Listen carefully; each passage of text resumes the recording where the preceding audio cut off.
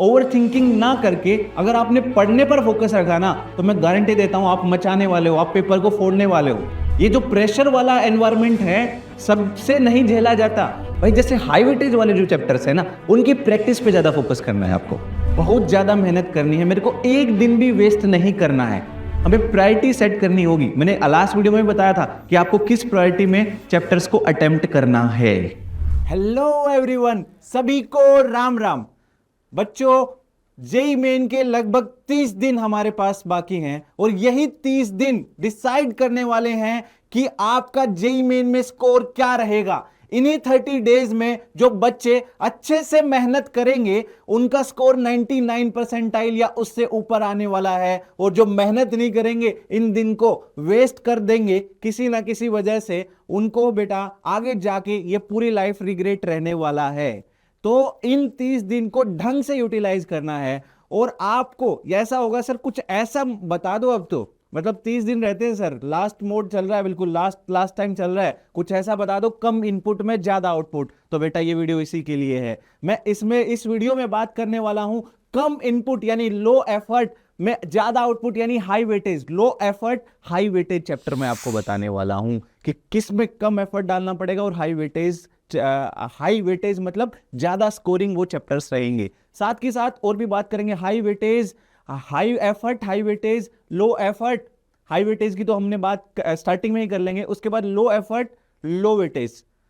तो इन सब की बात हम करने वाले हैं। साथ के साथ इसी वीडियो में मैं आपको लास्ट 5 ईयर में किस चैप्टर से कितने क्वेश्चन पूछे गए हैं जेईई मेन में सब बताने वाला हूं डेटा के साथ। साथ के साथ एडवांस के भी लास्ट 5 ईयर में किस चैप्टर से कितने क्वेश्चन आए हैं वो भी मैं आपको दिखाने वाला हूं। और हां, लास्ट वीडियो में बच्चों के कमेंट्स आए थे, सर जो अपडेटेड सिलेबस है, जो टॉपिक्स हट गए हैं एक बार उस पर वीडियो बना दो। तो मैं उन टॉपिक्स को यानी जो डिलीटेड टॉपिक्स हैं सिलेबस से, जो टॉपिक्स हट चुके हैं, उनकी बड़ी बात मैं इस वीडियो के लास्ट में करने वाला हूं। पूरी लिस्ट देने वाला हूं मैं आपको, तो बने रहें लास्ट तक क्योंकि वीडियो बहुत इंपॉर्टेंट होने वाली है आपके लिए। तो आइए स्टार्ट करते हैं। और सबसे पहले कम इनपुट ज्यादा आउटपुट की बात करते हैं। कम इनपुट ज्यादा आउटपुट मतलब लो एफर्ट हाई वेटेज। तो लो एफर्ट हाई वेटेज में पहला चैप्टर जो है बेटा वो आएगा आपका वेक्टर्स और 3D।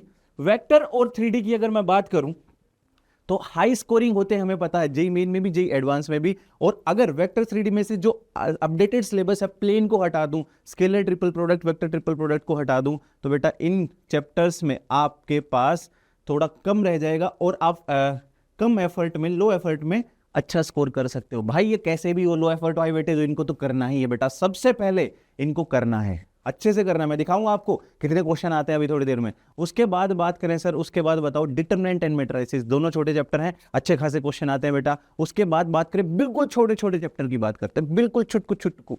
कौन से सर? स्टैट्स, रिलेशन और सेट्स।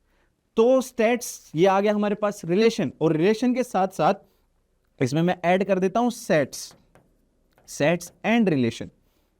सारे छोटे चैप्टर हैं बेटा और यहां से क्वेश्चन आ जाता है। बिल्कुल बहुत कम समय में ये चैप्टर कवर हो जाते हैं, तो अच्छे से कवर कर लेना इन चैप्टर्स को। आगे बात करें एरिया अंडर कर्व हो गया हमारे पास, वो भी बहुत छोटा चैप्टर है और अच्छे खासे क्वेश्चन आ जाते हैं।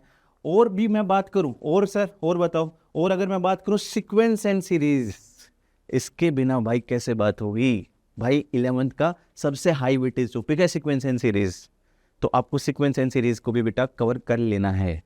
साथ में एक चैप्टर और बता दो, एक चैप्टर मिसिंग है, क्या आप सोच पा रहे हो? एक बार वीडियो पॉज करो और सोचो और बताना कौन सा वो चैप्टर है। बताऊं? मैं बताऊं, बाइनोमियल थ्योरम। और अब आप मेरे को बताना क्या आपने भी यही चैप्टर सोचा था। तो अब बात करते बेटा, एक और चैप्टर मिसिंग है और वो चैप्टर कौन सा है? Binomial theorem. बीटी लिख दूं? बीटी बोले तो बाइनोमियल थ्योरम। तो बाइनोमियल थ्योरम में भी कम एफर्ट में आप ज्यादा स्कोर कर सकते हो। आगे बढ़े तो बेटा अब बात करेंगे हाई एफर्ट हाई वेटेज। तो सबसे पहले डेफिनेट इंटीग्रेशन। डेफिनेट इंटीग्रेशन में भी प्रॉपर्टी बेस्ड क्वेश्चन आते हैं, तो एफर्ट तो मानना पड़ेगा लेकिन आपके पास स्कोर भी अच्छा हो जाएगा। आगे बात करते हैं, लिस्ट की बात कर लेते हैं और कौन कौन से चैप्टर हैं। प्रोबेबिलिटी, पीएनसी इसके अंदर आएगा, कॉम्प्लेक्स नंबर इसके अंदर आएगा, डिफरेंशियल इक्वेशन फंक्शन को भी मैंने इसी लिस्ट में रखा है। तो ये सारे चैप्टर आ रहे हैं। और कोऑर्डिनेट ज्योमेट्री बेटा एफर्ट तो लगेगा लेकिन अच्छा खासा स्कोर भी हो जाता है। और अगर ये आ गया डिफरेंशियल इक्वेशन, कॉम्प्लेक्स नंबर जैसा कि मैंने बोला है, तो ये सब इसके अंदर आने वाला है। अब यहाँ एफर्ट ज़्यादा लगेगा, बिल्कुल बात है। डिफरेंशियल इक्वेशन में फिर भी थोड़ा सा कम लगता है, लेकिन फिर भी तरह तरह की होती है। लेकिन एक चीज़ बता दूं, मैंने बताया था मोस्ट आज टॉपिक्स में, ये डिफरेंशियल इक्वेशन में लीनियर डिफरेंशियल इक्वेशन और वेरिएबल सेपरेबल से ज़्यादा पूछे जाते हैं। भाई और बोलो, लीनियर डिफरेंशियल इक्वेशन से ज़्यादा पूछे जाते हैं, तो बेटा इनमें एफर्ट तो लगेगा, लेकिन हाई वेटेज चैप्टर्स हैं, तो इनको हम ढंग से कर लेंगे। अब लो एफर्ट की तरफ बढ़ते हैं, तो लो एफर्ट तो हो गया हमारा। अब किसकी तरफ बढ़ेंगे? लो एफर्ट तो हो गया भाई, सभी लो एफर्ट, इनको भी लो एफर्ट ही बना दो। जादूगर थोड़ी मैं इनको लो एफर्ट बना दूं, लगेगा एफर्ट तो कुछ चैप्टर्स में तो लगेगा ना। तो अब बात करते हैं बेटा हाई एफर्ट लो वेटेज। थोड़ा एफर्ट ज़्यादा लगेगा, लेकिन वेटेज उनका बहुत कम रहता है। जैसे कि अगर बात करें ट्रिगो के बहुत कम क्वेश्चन अभी 2025 में पूछे गए, लेकिन छोड़ना बिल्कुल कुछ भी नहीं है हमें, ट्रिगो को भी कर लेना है हमें सर। फिर भाई थोड़े ट्रिगो में अगर मैं बात करूं, आपने को कंपाउंड एंगल और ट्रिगो इक्वेशन दोनों करना है, लेकिन वेटेज थोड़ा सा कम रह रहा है जिस हिसाब से इसमें एफर्ट लगते हैं। उसके अलावा इनडेफिनेट इंटीग्रेशन, इसका वेटेज बेटा कम रहता है, लेकिन एफर्ट ज़्यादा लगते हैं। उसके बाद मैं बात करूं तो एओडी में 3 चैप्टर आते हैं अपने पास, टेंजेंट नॉर्मल तो हटा हुआ है, तो यहाँ एफर्ट ज़्यादा है, लेकिन फिर थोड़ा सा इनका वेटेज कम रहता है जो हमने देखा गया है, लेकिन एडवांस में इनका अच्छा खासा वेटेज रहता है। तो चैप्टर कोई नहीं छोड़ना है सर। फिर ये लिस्ट क्यों बता रहे हो भाई? जैसे हाई वेटेज वाले जो चैप्टर्स है ना, उनकी प्रैक्टिस पे ज्यादा फोकस करना है आपको, उनकी प्रैक्टिस ज्यादा से ज्यादा करनी है। जैसे वेक्टर 3D के PYQ हमें प्रायोरिटी सेट करनी होगी। मैंने लास्ट वीडियो में बताया था कि आपको किस प्रायोरिटी में चैप्टर्स को अटेम्प्ट करना है। अब लास्ट वीडियो में तो मैंने डायरेक्ट बोल दिया था डिफरेंशियल, जैसे मैंने बोल दिया था डिफरेंशियल कैलकुलस, इंटीग्रल कैलकुलस, लेकिन डिफरेंशियल कैलकुलस में भी आपको किस चैप्टर पर ज्यादा फोकस कर रहा है? फंक्शन, जो सबसे ज्यादा इंपॉर्टेंट चैप्टर है फंक्शन से कुछ आपके क्या पूछे जाते हैं? क्वेश्चंस पूछे जाते हैं। इंटीग्रल कैलकुलस में इनडेफिनेट इंटीग्रेशन से कम क्वेश्चन आते हैं, लेकिन और ज्यादा फोकस किस पर रखें भाई? एरिया डिफरेंशियल, छोटे चैप्टर हैं, ज्यादा देंगे, और डेफिनेट के बिना तो कैसे काम चलेगा? तो तीन चैप्टर्स पर फोकस रखें। लो एफर्ट लो वेटेज, वैसे तो मैं ये कैटेगरी रखने ही नहीं वाला था, लेकिन फिर भी भाई बताना पड़ेगा, ये भी लो एफर्ट लो वेटेज। तो लो एफर्ट और वेटेज भी लो। वेटेज लो जेईई मेन के हिसाब से, देखो जेईई मेन का थोड़ा फिक्स सा पैटर्न रहता है बेटा, लगभग हर चैप्टर से एक आध क्वेश्चन आ जाता है। ये रहता था जब 30 क्वेश्चन होते थे, लगभग 30 चैप्टर्स होते थे, तो लगभग हर चैप्टर से एक आध क्वेश्चन आ जाता था। इक्का दुक्का चैप्टर रहता था जिससे क्वेश्चन नहीं आता था, लेकिन अभी 25 क्वेश्चन हो गए हैं। लेकिन फिर इसमें कौन से लिए हैं? आईटीएफ का वेटेज अभी 2025 में थोड़ा कम रहा, लेकिन हम ये नहीं बोल सकते कि आगे कम रहेगा, लेकिन एफर्ट लो है। तो लो एफर्ट है तो क्यों ही हम इनको छोड़ेंगे? हाँ, थोड़ा प्रैक्टिस में आप देख सकते हो, जो हाई वेटेज वाले हैं उनकी प्रैक्टिस पर ज्यादा फोकस कर सकते हो। आईटीएफ के बाद अगर हम बात करें क्वाड्रेटिक, सर अरे बचपन से पढ़ते हैं, अभी भी एफर्ट लग रहा है क्या क्वाड्रेटिक में? आगे बढ़े। एलसीडी टीवी की बात नहीं चल रही। एलसीडी आपका लिमिट, कंटिन्यूटी और डिफरेंशियबिलिटी, तीनों चैप्टर को कंटिन्यूटी डिफरेंशियबिलिटी इनको अलग अलग करोगे, और साथ में इसके साथ जोड़ दो एमओडी में फिर भी हाँ बोलोगे, क्योंकि लेकिन ये डिफरेंशियल कैलकुलस में बच्चे को ज़्यादा दिक्कत नहीं आती है। एमओडी वगैरह में लोपिटल रूल वगैरह हैं, तो इनमें थोड़ा इनका वेटेज कम रहता है बेटा। आगे बढ़े। अब मैं आपको लास्ट 5 ईयर का डेटा दिखा देता हूं। तो लास्ट 5 ईयर का बेटा, ये मैं आपको, ये 14 चैप्टर्स का नेक्स्ट स्लाइड पे भी है डेटा। ये है लास्ट 5 ईयर में जो क्वेश्चन पूछे गए हैं। अब इसमें ज़्यादा फोकस मैं 24 और 25 पर करूंगा।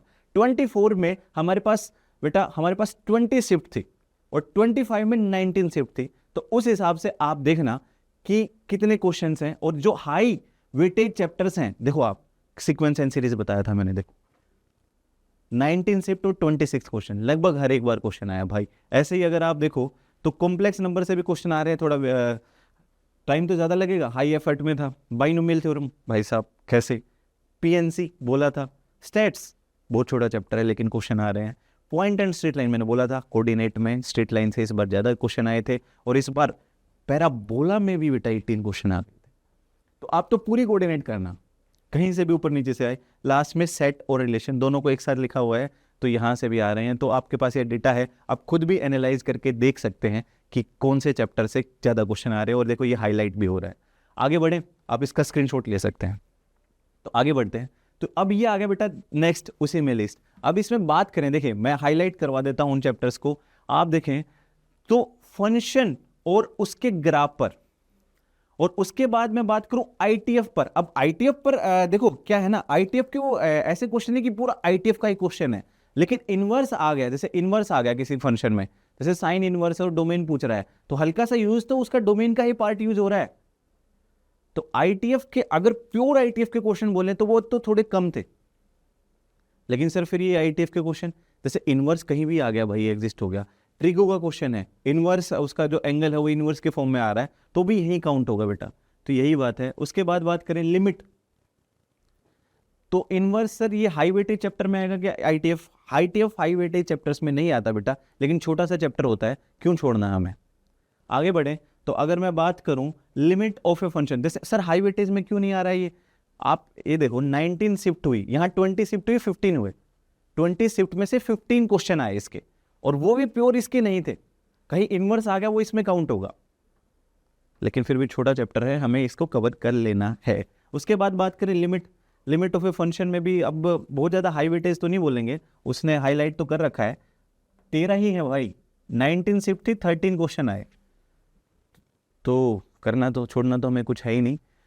हाई वेटेज की बात करें तो यहाँ पर एक तो बेटा फंक्शन हो जाएगा, और बात करें एरिया अंडर कर्व, ये वाले तो हैं सारे नीचे, area under curve, differential equation, determinant में भी अगर अपन बात करें हाई वेटेज में तो नहीं आएगा, लेकिन इसमें क्रैमर रूल का क्वेश्चन पूछा जाता है बेटा, ये जो 13 क्वेश्चन पूछे गए हैं इनमें से मैक्सिमम क्वेश्चन क्रैमर रूल के होते हैं, तो इसको ढंग से कर लेंगे आप। उसके बाद मैट्रिसेस से तो क्वेश्चन पूछे ही जाते हैं, और vector algebra, 3D probability, determinant में आप क्रैमर रूल कर लेंगे भाई साहब। और आप एक चीज देखें, चैप्टर 1 है और 13 क्वेश्चन आ रहे हैं, और वो भी एक ही टॉपिक के अगर अपन देखें, और इन दोनों को कंबाइन कर दो ना आप, डिटर्मिनेंट और मैट्रिसेस, कुछ क्वेश्चन तो भाई ऐसा हो सकता है ना डिटर्मिनेंट मैट्रिसेस मिक्स करके पूछा हुआ हो, तो वो मैट्रिसेस में काउंट होगा।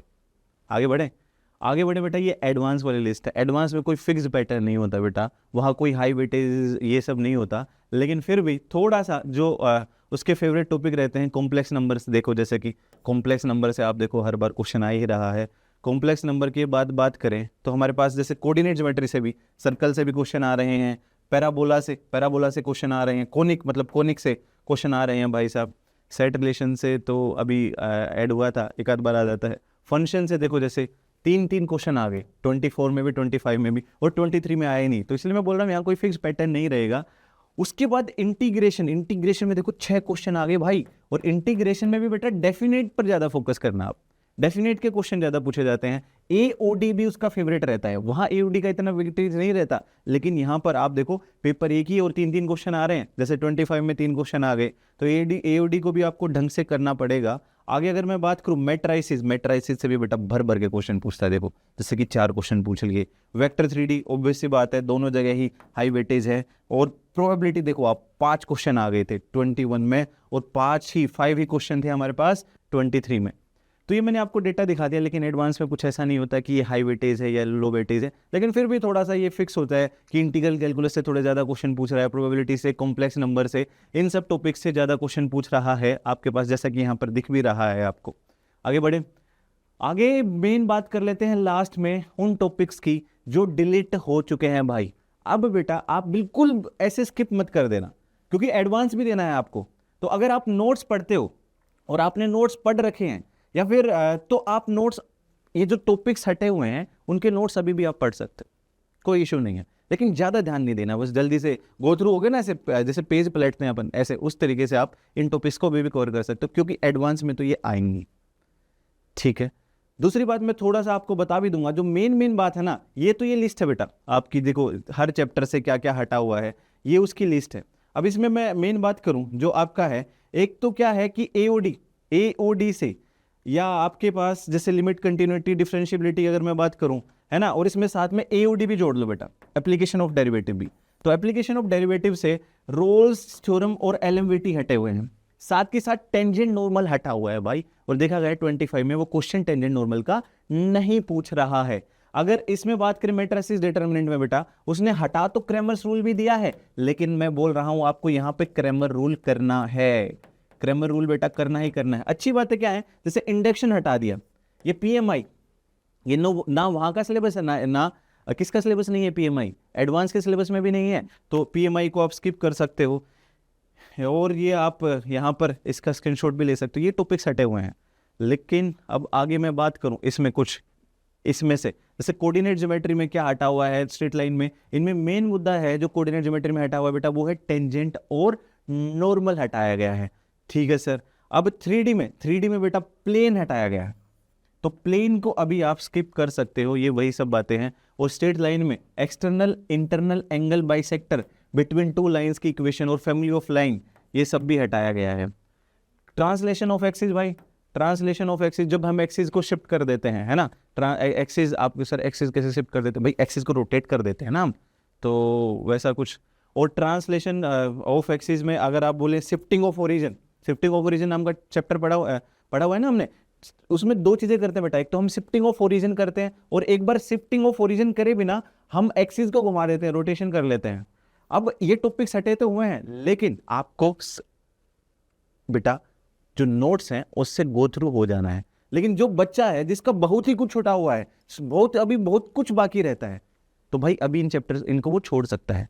देखो वैसे तो वो अपने सिलेबस के अकॉर्डिंग ही क्वेश्चन पूछ रहा है, लेकिन थोड़ा बहुत इधर उधर हो सकता है किसी ना किसी क्वेश्चन में, तो इसलिए नोट्स पढ़ के जाएंगे तो थोड़ा सा इधर उधर हुआ तो हमें दिक्कत नहीं रहेगी। उसके बाद वेक्टर में जैसा कि मैंने बताया, scalar triple product, vector triple product, और स्टेट्स और प्रोबेबिलिटी में आपका ये बाइनोमियल डिस्ट्रीब्यूशन और बर्नौलीज ट्रायल। लेकिन ये भाई बर्नौलीज ट्रायल और बाइनोमियल डिस्ट्रीब्यूशन के बिना प्रोबेबिलिटी में भाई साहब इनको कर लेना बेटा, मैं ये बोलूँगा, नोट से पढ़ लेना, चाहे प्रैक्टिस थोड़ी सी कम करना। तो ये सब थी बातें। तो अब बेटा ये समय जो है आपका, अब ये मत सोचो कि जो आपकी जो 30 दिन बचे हैं और पहले क्या किया है तुमने क्या नहीं किया, मेन फोकस रखो उस पर, मत करो कि तुमने पहले टाइम वेस्ट कैसे किया है क्या नहीं किया है। अभी 30 दिन कम नहीं होते, 30 दिन को अगर तुम देखो तो ये 720 आवर्स हैं, मिनट्स में काउंट करोगे तो ये बन जाएंगे 43,200 मिनट्स, और सेकंड वेकेंड काउंट कर लोगे तो पगला जाओगे, कुछ लोग तो काउंट भी नहीं कर पाएंगे, वो अलग केस है। तो मेन मुद्दा बेटा ये रखें कि ये जो 30 दिन हैं इनमें मेरे को बहुत ज्यादा मेहनत करनी है, मेरे को एक दिन भी वेस्ट नहीं करना है। जो ये ठान लेगा और डेली अपना 100% एफर्ट देगा, मैं आपको गारंटी देता हूं उसका जेईई मेन में बहुत, जिस भी स्कोर पर आज वो बैठा है बहुत ऊपर उसका स्कोर होने वाला है। क्योंकि क्या होगा ना, अभी फैलने का सीजन चल रहा है, मोस्ट ऑफ द जनता पढ़ नहीं पाती है, ये जो प्रेशर वाला एनवायरमेंट है सबसे नहीं झेला जाता, तो मोस्ट ऑफ द जनता नहीं पढ़ेगी भाई साहब इस समय। तो आप कैसे ना कैसे करके, ओवर थिंकिंग ना करके, अगर आपने पढ़ने पर फोकस रखा ना, तो मैं गारंटी देता हूं आप मचाने वाले हो, आप पेपर को फोड़ने वाले हो। तो आप मेरे को बताएं, कमेंट्स में बताएंगे क्या इन 30 दिनों में आप जमकर मेहनत करेंगे या फिर टाइम वेस्ट करेंगे। मैं उम्मीद करता हूं आप इन 30 दिनों में जमकर मेहनत करेंगे, क्योंकि मैं अक्सर बोलता हूं बिना संघर्ष के कोई महान नहीं होता, पत्थर पर भी जब तक चोट ना पड़े वो भगवान नहीं होता। तो बेटा मेहनत तो करनी पड़ेगी। All the very best.